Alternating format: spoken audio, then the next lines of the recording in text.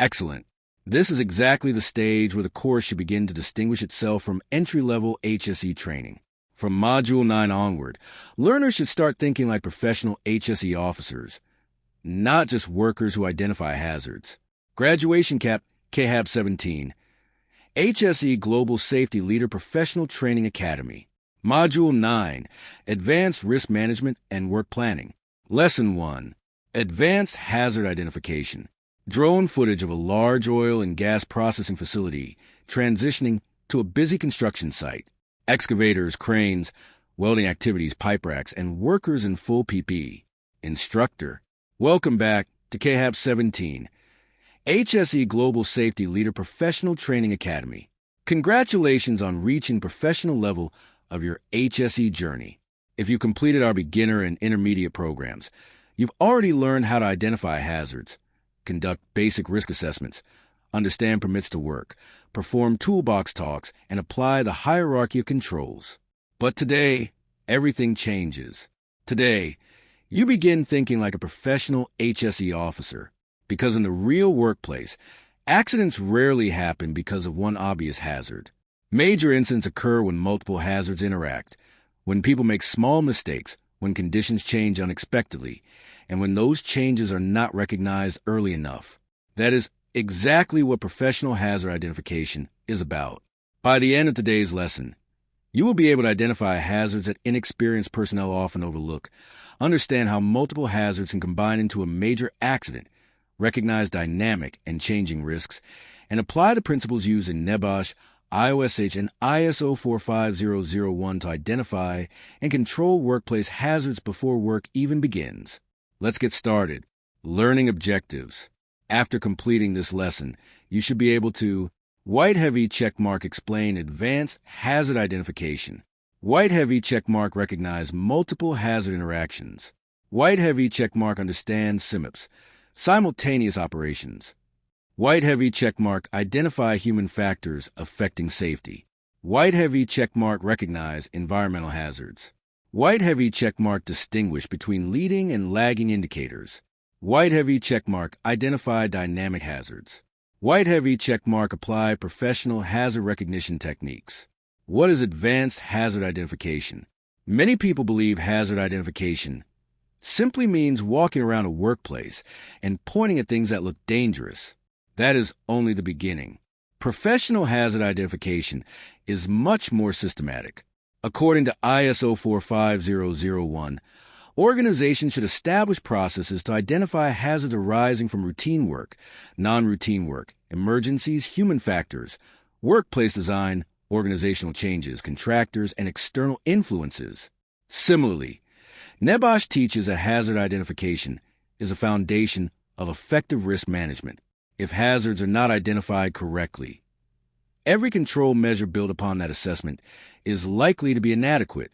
In practice, advanced hazard identification means looking beyond what is immediately visible. Instead of asking, "What hazard do I see?" ask, "What hazards could develop? What hazards are interacting? What could happen if conditions change? Who else is affected? What if another activity starts nearby?" Professional HSE officers are trained to think several steps ahead rather than focusing only on the present moment. A worker notices an excavation. He records, "Open excavation." A professional HSE officer observed the same location and identifies, "Excavation collapse, underground services, adjacent operating pipeline, mobile equipment interaction, falling objects, rainwater accumulation, poor access and egress, confined atmosphere, unauthorized entry, emergency rescue challenges." Both people looked at the same excavation. One identified one hazard. The other identified 10. That difference prevents accidents. Multiple hazard interaction. One of the most important concepts in professional HSE practice is that hazards rarely exist in isolation. They interact. This interaction can multiply the level of risk. Imagine a construction site where workers are performing hot work, operating a crane, excavating, refueling equipment, receiving deliveries. Each task already has its own hazards. However, When these activities occur simultaneously, new hazards emerge that would not exist if each task were performed separately. For example, a crane lifting steel beams above a welding crew creates the risk of dropped objects. The welding crew produces sparks. Nearby, fuel transfer operations are taking place. Now imagine the excavation team accidentally damages a fuel pipeline. Suddenly, what began as independent tasks has created a major accident potential involving fire, explosion, structural collapse, environmental pollution, and multiple casualties. This is hazard interaction. Professional HSE officers constantly ask, what other activities are taking place around this work? Think about your current workplace. How many different activities occur at the same time? Which of those activities could affect one another? SIMOPS, simultaneous operations. In oil and gas, one of the most critical forms of hazard interaction is known as SIMOPS. SIMOPS stands for simultaneous operations. These are situations where two or more work activities occur at the same time and have the potential to interfere with one another, increasing overall risk. Examples include hot work near hydrocarbon transfer, excavation beside live pipelines, crane lifting over occupied work areas, confined space entry during nearby maintenance, electrical isolation while another contractor energizes adjacent systems. Under NEBOSH and industry best practice, SIMOPS require careful planning, coordination meetings, permit reviews, communication between supervisors, and continuous monitoring throughout the work. A professional HSE officer should never assess a task in isolation. Always consider surrounding activities and interfaces. Human factors. Even the best procedures can fail if human factors are ignored. Human factors are the physical, psychological, and organizational influences that affect how people perform their work. Examples include fatigue from long shifts, stress due to production pressure, inadequate training, poor communication, complacency after performing the same task repeatedly, distractions, time pressure, language barriers, overconfidence. Imagine a worker who has excavated hundreds of trenches without incident. Because the task feels routine, they decide to skip checking the permit and utility drawings.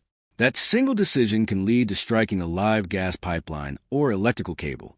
The hazard was not just a buried service. It was a human factor of complacency. Professional HSE practice requires us to identify both physical hazards and the conditions that influence human behavior. Environmental hazards. Environmental conditions are often overlooked because they change gradually, yet they can significantly alter the level of risk.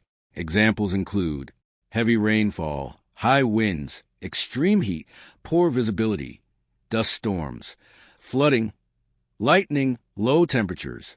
A lifting operation that is safe and calm, weather may become extremely hazardous during high winds. Similarly, an excavation that is stable in dry conditions can collapse after heavy rain due to soil saturation. This is why hazard identification is a continuous process, not a one-time exercise. Dynamic hazards. Unlike fixed hazards, dynamic hazards change during the course of work. Examples include weather deterioration, equipment breakdown, changes in work scope, unexpected underground services, new contractors arriving on site, traffic pattern changes, loss of lighting, permit modifications. Professional HSE officers constantly monitor changing conditions and reassess risk as work progresses. This aligns with ISO 45001's principle of risk-based thinking, which encourages continual evaluation rather than relying solely on initial planning. Leading and lagging indicators. To identify hazards proactively, professionals use both leading and lagging indicators. Leading indicators measure activities that help prevent incidents before they occur, such as safety inspections, toolbox talks, near-miss reporting, corrective action completion, training attendance, permit compliance. Lagging indicators measure events that have already happened, including injuries, property damage, environmental spills, lost time injuries, LTIs, vehicle collisions. Leading indicators are proactive. Lagging indicators are reactive. An effective HSE management system uses both to drive continual improvement. Professional site scenario. You are assigned as the HSE officer for excavation work beside an operating hydrocarbon pipeline in a refinery. Before work begins, ask yourself, has the pipeline been accurately located and marked? Is there a valid excavation permit? Have underground utilities been verified? Will heavy equipment operate within exclusion zones? Are nearby activities creating SIMPs? Is emergency isolation available? Have weather conditions been checked? Is there a rescue plan if the trench collapses? Have workers received a toolbox talk specific to this task? By systematically asking these questions, you move from basic hazard spotting to professional hazard identification. Common mistakes. New HSE officers often focus only on obvious physical hazards. Ignore interacting activities. Forget environmental influences. Overlook human factors. Assume conditions remain unchanged. Fail to communicate with other work groups. These oversights can allow small hazards to combine into major incidents. Best practice. Experienced HSE professionals. Conduct site walkthroughs before work. Consult supervisors and workers. Review permits and method statements. Coordinate simultaneous operations. Consider changing conditions. Verify controls in the field. Encourage workers to report new hazards immediately. Reassess risks whenever conditions change. Practical exercise. Visit an active construction or industrial work area. Identify one task and record. 5 obvious hazards. Point 3 interacting hazards. Point 2 human factors. Point 2 environmental hazards. Point 1 potential dynamic hazard. Then discuss your findings with a colleague or supervisor and compare your observations. Knowledge check. What is the difference between basic and advanced hazard identification? Define SIMPs and explain why it increases risk. Give 3 examples of human factors that can contribute to accidents. Why are environmental conditions important during hazard identification? Which is proactive, leading indicators or lagging indicators, and why? Lesson summary. Today, you have taken an important step toward becoming a professional HSE practitioner. You learned that effective hazard identification goes beyond spotting obvious dangers. It requires understanding how hazards interact, anticipating changing conditions, considering human and environmental influences, and coordinating work activities to prevent major incidents. These principles form the foundation of professional risk management and align with the expectations of NEBOSH, IOSH, and ISO 45001. In Lesson 2, we will build on this knowledge by transforming identified hazards into a professional risk assessment using risk matrices: likelihood, severity, residual risk, and the ALART principle to make informed decisions about risk control. Remember, professional HSE officers don't just identify hazards. They anticipate them, communicate them, and ensure they are effectively controlled before work begins. Thank you for learning with KAYHAB 17 Academy. Stay safe, stay professional, and I'll see you in Lesson 2, Professional Risk Assessment.